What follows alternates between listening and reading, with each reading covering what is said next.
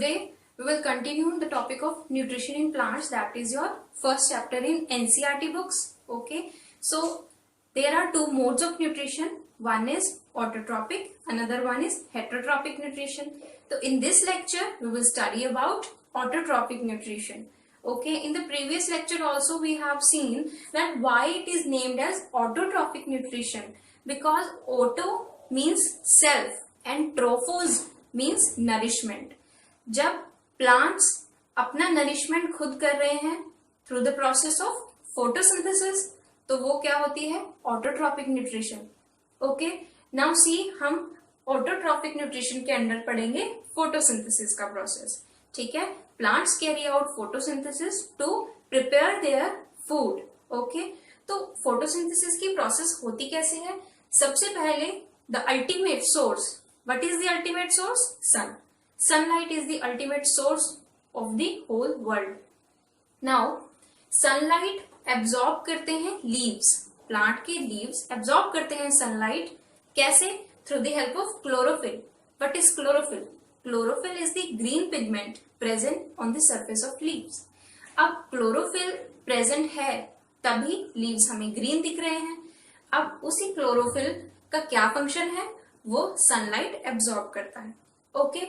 Now next thing is CO2 means carbon dioxide. अब हमारी air में बहुत सारी गैसेस प्रेजेंट हैं, लेकिन जो CO2 है प्लांट्स को रिक्वायर्ड कौन सी गैस है? CO2. तो CO2 लीव्स एब्जॉर्ब कैसे करते हैं? Through the help of stomata. अब स्टोमेटा क्या होता है? Stomata is the small openings या पोर्स कह लो on the surface of leaves. पूरे लीव्स पे हमें दिखाई नहीं देते, वो माइक्रोस्कोपिक व्यू से देख सकते हैं. ठीक है, तो ये देखो आपके पास स्टोमेटा का यहाँ पे स्ट्रक्चर है. तो साइड्स में क्या होते हैं? Guard cells. बीच में क्या होता है? स्टोमेटल ओपनिंग हम कह सकते हैं. तो ये जो है प्रेजेंट कहाँ है? लीव्स में. ठीक है, इनन्यूमरस, कोई फिक्स नंबर नहीं है, इनन्यूमरस है. नाउ अब जब ये स्टोमेटा डे लाइट में ओपन होता है और नाइट में क्या होता है? ये क्लोज हो जाता है. ठीक है, तो अब डे में जब ये खुला है तो कार्बन डाइऑक्साइड लीव्स जो है स्टोमेटा के थ्रू एब्जॉर्ब कर लेते हैं. Second important thing is this. Next important thing is water and minerals. अब वाटर एंड मिनरल्स कहाँ से मिलते हैं प्लांट्स को? रूट्स के थ्रू, सॉइल से. ओके, अब सॉइल से मिल गया वाटर. अब इन सब ने मिला के क्या बनाया? फूड बनाया. फूड कहाँ बना? लीव्स में. That is why leaves are called food factory of the plant. Also store किस फॉर्म में होते हैं? जैसे ही फूड बनता है किस फॉर्म में बनता है? कार्बोहाइड्रेट या ग्लूकोज की फॉर्म में. Then it is ultimately stored in the form of starch. ठीक है, एंड देन वो सप्लाई होता है पूरे प्लांट में. नाउ फोटोसिंथेसिस की हमारे पास सिंबॉलिक इक्वेशंस है. ठीक है, देखो, water plus carbon dioxide gives us C6H12O6 plus O2. अब C6H12O6 क्या है हमारे पास? ये है ग्लूकोज. ये है ग्लूकोज या कह लो carbohydrates. Okay, plus oxygen is released. Okay, अब in the presence of light and chlorophyll it is important to have sunlight and chlorophyll present for the process of photosynthesis. Now oxygen जो है, जब ये पूरा process हो जाता है, oxygen क्या होता है? रिलीज हो जाता है इन दी एटमोस्फेयर. ठीक है, एयर में मिल जाती है oxygen that we breathe in. Okay, तो हम कह सकते हैं plants breathe in carbon dioxide and breathe out oxygen. ठीक है, एंड उल्टा केस है एनिमल्स एंड ह्यूमन बींग्स में. ठीक है, नाउ ग्लूकोज अल्टीमेटली कन्वर्ट हो जाता है स्टार्च में. ठीक है, Stomata opens at daytime and closes at night time, that we have discussed earlier. And then you might have a question that leaves are of different colors also. जरूरी नहीं है कि leaves सिर्फ green color के ही हों. ठीक है, then how they carry out their process of photosynthesis. ठीक है, तो आप देखो, जो आपने leaves देखे हैं ना, like red, orange and yellow, आपने leaves देखे हैं, उनके कलर की लेयर के नीचे क्लोरोफिल की लेयर प्रेजेंट होती है.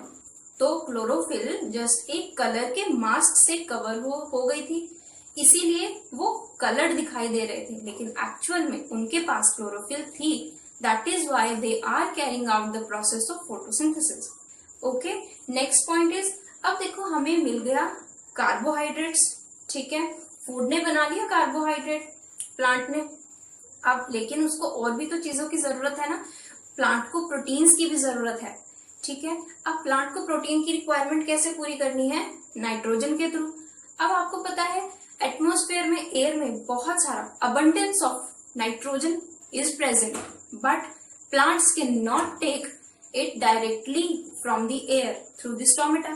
कार्बन डाइऑक्साइड को तो डायरेक्टली ले लिया, लेकिन नाइट्रोजन को वो डायरेक्टली नहीं ले सकता, तो उसके लिए क्या होता है, अब देखो राइजोबियम नाम का एक बैक्टीरिया, राइजोबियम नाम का एक बैक्टीरिया प्रेजेंट होता है सॉइल में, ठीक है। वो क्या करता है, वो करता है ऐसा कि नाइट्रोजन लेता है एयर से ली नाइट्रोजन, उसे ब्रेक डाउन कर दिया एंड देन उसे मिला दिया सॉइल के वाटर में, तो वो एक सॉल्यूबल फॉर्म बन गई। नाउ रूट्स क्या करती हैं, उस सॉल्यूबल नाइट्रोजन को, वाटर में डिसॉल्व जो नाइट्रोजन है उसे टेक इन करती हैं, और उसके थ्रू वाटर एंड मिनरल्स के साथ साथ नाइट्रोजन को भी वो अपने साथ ले लेता है प्लांट, ठीक है। And in this way nitrogen की रिक्वायरमेंट भी प्लांट्स के लिए पूरी हो जाती है, ठीक है। And also rhizobium and plant बहुत कुछ शेयर करते हैं, ठीक है, वो हम सिम्बायोटिक रिलेशनशिप में पढ़ेंगे, ठीक है। वो शेयर कैसे करते हैं, अब बैक्टीरिया प्रोवाइड कर रहा है नाइट्रोजन प्लांट्स को, और प्लांट उसे क्या प्रोवाइड कर रहा है, शेल्टर प्रोवाइड कर रहा है। Okay, I hope this is clear, thank you.